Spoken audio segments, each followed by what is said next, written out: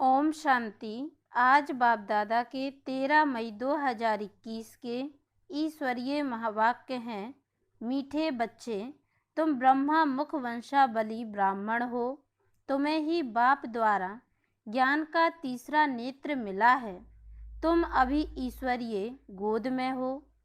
प्रश्न: अद्वैत राज्य जहाँ दूसरा कोई धर्म नहीं, उस राज्य की स्थापना का आधार क्या है?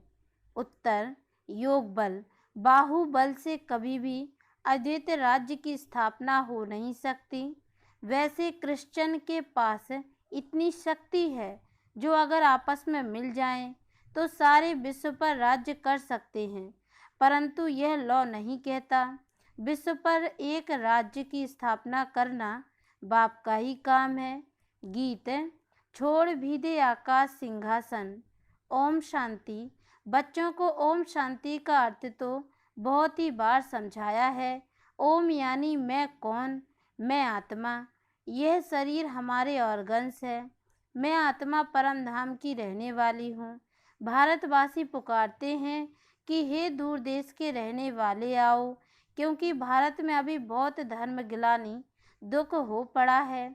आप फिर से आकर गीता का उपदेश सुनाओ।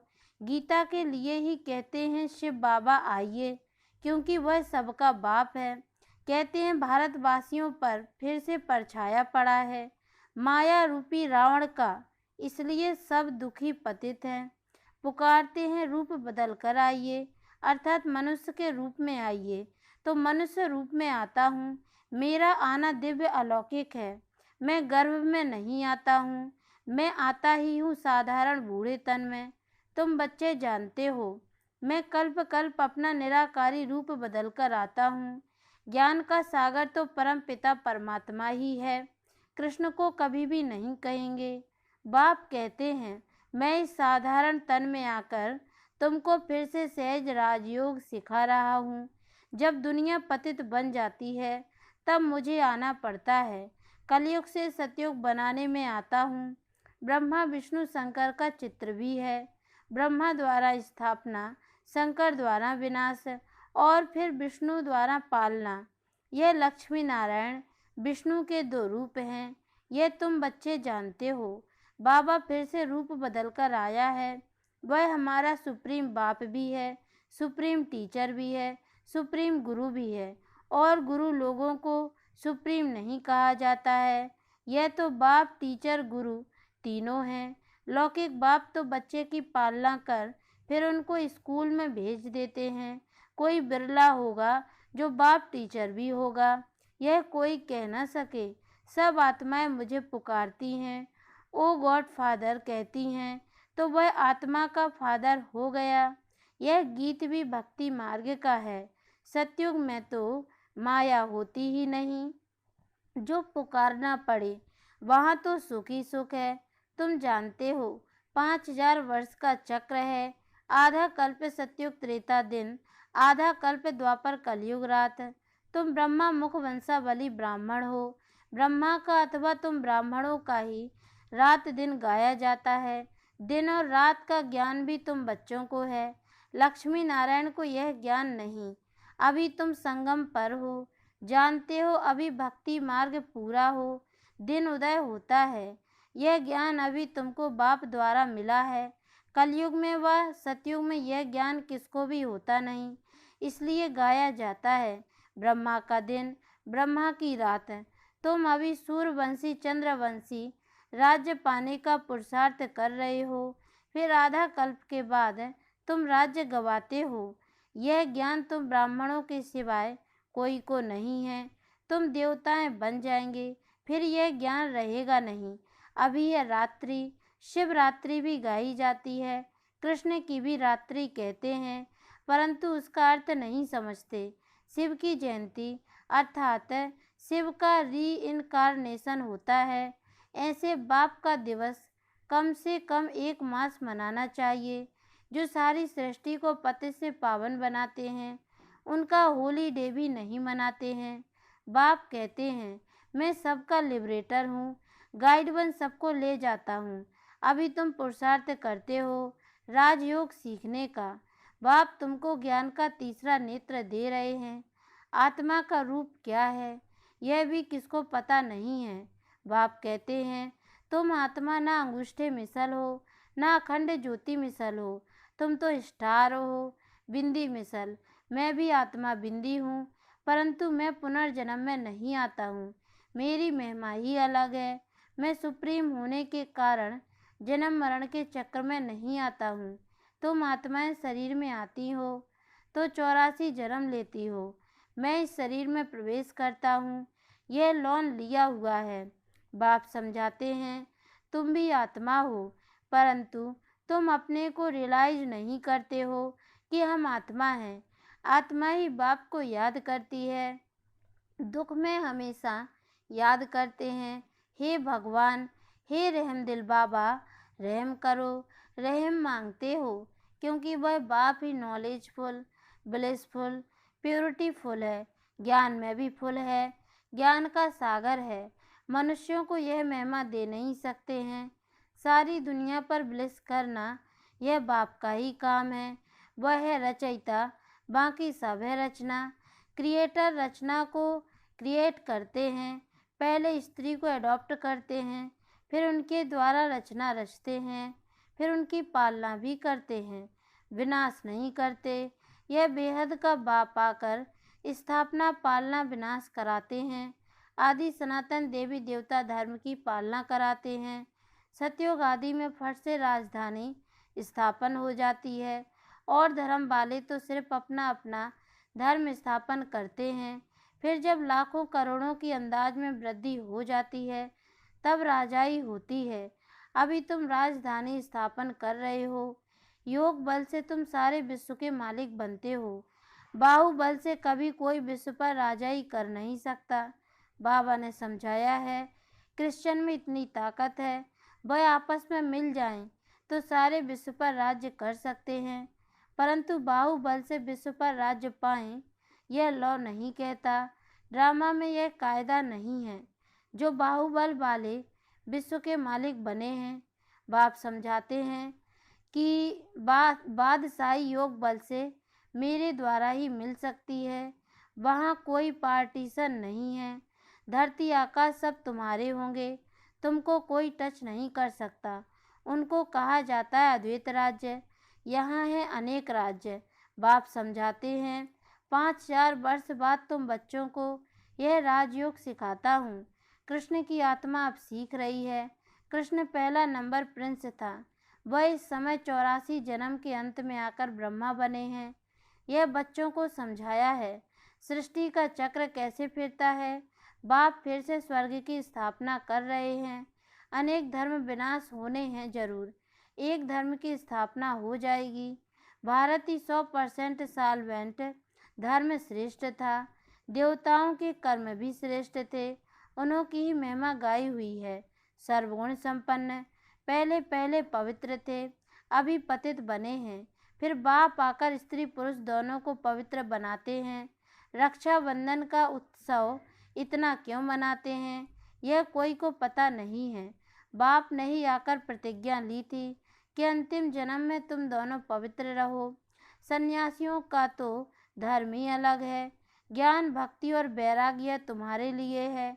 तुमने देखा होगा पादरी लोग चलते हैं तो आंखें एक तरफ रहती हैं और किसी भी तरफ देखते नहीं हैं। नंस होती है ना, अब वह तो क्राइस्ट को याद करती हैं। कहते हैं क्राइस्ट गॉड का बच्चा था। तुम्हारा कोई सफ़ेद कपड़े आदि से कनेक्शन नहीं है। तुम तो हो आत्मा, नन वट वन, एक को ही याद करना है। सच्ची नंस तो तुम हो। तुमको वर्षा उस बाबा से मिलना है। उनको याद करेंगे तभी विकर्म विनाश होंगे। इसलिए बाप का फरमान है माँ में कम याद करो। आत्मा का निश्चय न होने के कारण नंस फिर क्राइस्ट को याद करती हैं। गॉड कौन है यह नहीं जानते हैं। भारतवासी जो पहले पहले आते हैं वही नहीं जानते हैं। लक्ष्मी नारायण को यह सृष्टि का ज्ञान थोड़े ही है, ना वह त्रिकालदर्शी हैं। त्रिकालदर्शी तो ब्राह्मण बनते हो। तुमको कौड़ी से बदल हीरे जैसा बाप बनाते हैं। अब तुम ईश्वरीय गोद में हो। तुम्हारा यह अंतिम जन्म बहुत अमूल्य है। भारत की खास है, दुनिया की आम तुम रूहानी सेवा करते हो, बाकी वह तो है जिस्मानी सोशल वर्कर्स है। तुम हो रूहानी, तुमको सिखाने वाला सुप्रीम रूह है। हर एक आत्मा को बोलो, बाप को याद करो। बाप को ही पतित पावन गाया जाता है। तुमको गिरने में 84 जन्म लगते हैं, फिर चढ़ने में 1 सेकंड लगता है। यह तुम्हारा इस मृत्यु लोक का अंतिम जन्म है। मृत्यु लोक मुर्दाबाद, अमर लोक जिंदाबाद होना है। इसको अमर कथा कहा जाता है। अमर बाबा आकर तुम अमर आत्माओं को अमर युग में ले चलने के लिए अमर कथा सुनाते हैं।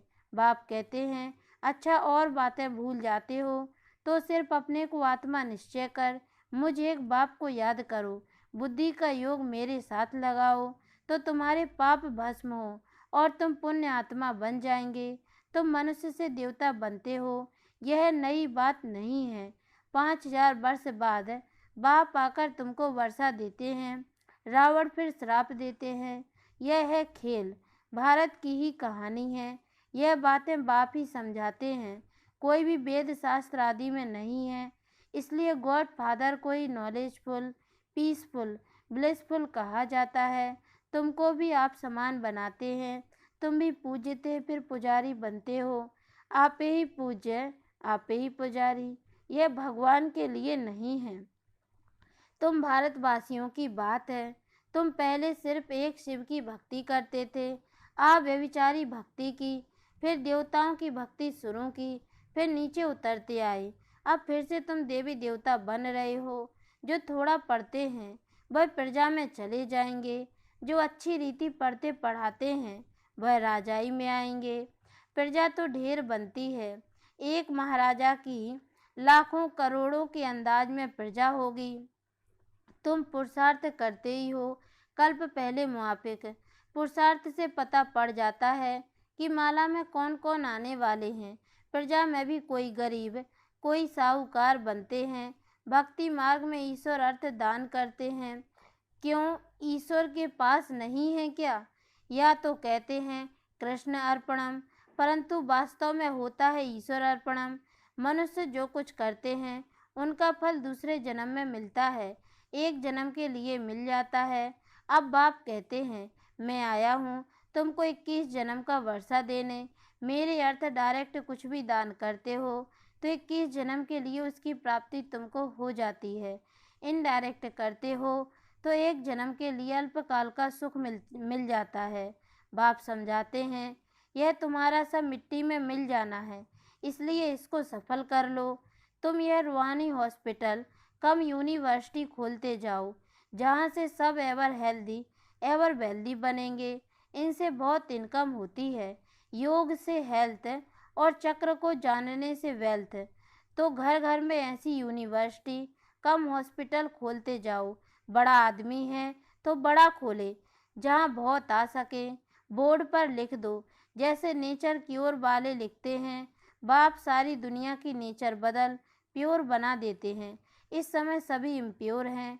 सारी दुनिया को एवर हेल्दी एवर वेल्दी बनाने वाला बाप है, जो अब तुम बच्चों को पढ़ा रहे हैं। तुम हो मोस्ट स्वीट चिल्ड्रन।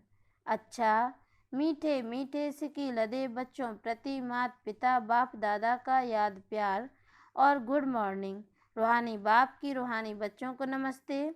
और हम रूहानी बच्चों की ओर से भी रूहानी माता पिता बाप दादा को याद प्यार और गुड मॉर्निंग बाबा नमस्ते।